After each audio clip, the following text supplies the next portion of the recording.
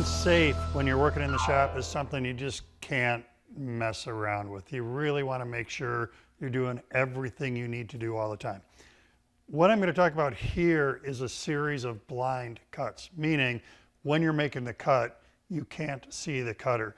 So in this case, a dado head in the table saw.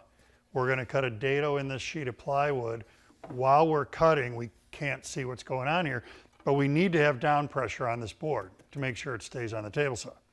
This is where the GrabberPRO comes in. So what I'm looking for is a pad that, one, this separates me from where the blade is.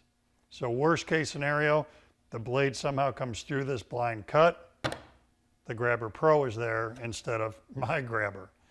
The other thing we've got here is a lot of surface area, great contact with the board, some other features as well that we're going to talk about as we go. So when I do this, what I'm looking for is maintaining that pressure. Even with a pad like this, I'm not going to have pressure right over the blade. I'm going to have it just a little bit off to the side. I like how this handle is canted. And what that does is it gets my hand in a position where with down pressure, I'm also getting lateral pressure. That's going to help my material stay against the fence.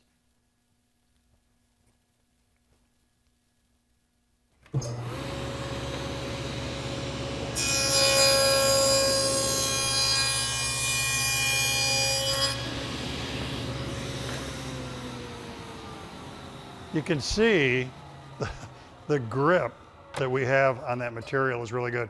Now, while we're still here at the table saw, we're going to go look at some other tools. I want to show you another cut that this is very handy for. When you get into a scenario where you want to make really, really thin strips using your table saw equipped with a riving knife, the GrabberPRO is really going to help you out here. We've got a lot going on. We've got a very thin layer here. That's going to go right up against the fence and stay between the blade and the fence. So great support on the board throughout. We know this has a great grip on it. We've also got a shoulder back here that when I engage on the board, it has a positive engagement with this end grain. This is a disposable component. So if you cut into it over time and it gets really cut up, you can just take it off, put a new one on. It's designed to hang back here and help you move forward. The way this is all going to work is board against the fence, grabber against the fence, engage on that end grain, off we go.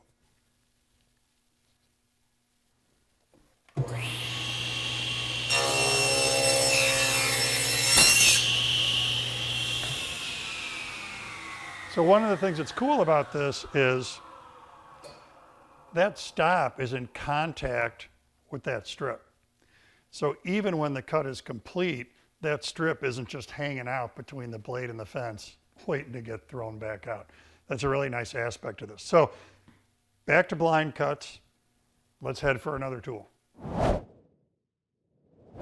Face jointing is probably the mother of all blind cuts. I've got quite a wide board here. I'm about to pass over the jointer head. So for safety, we want a bunch of stuff going on here. I like having two pads to make sure that I have pressure front, pressure back. Again, I want to do this with safety gear, not with my hands. The other thing we get out of this is that I'm again retained, engaged against the back end of the board to make sure that's not going to slip forward. So when it all comes together,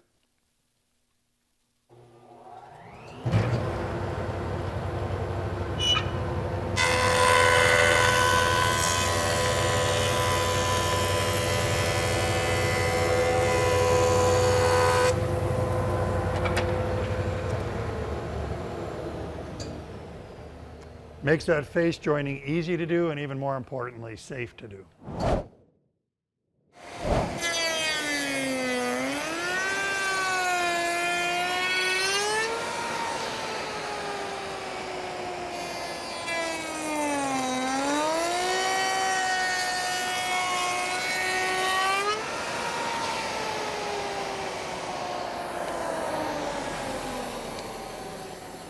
We've certainly got a prevailing theme here, which is cutter below, down pressure above, making a raised panel.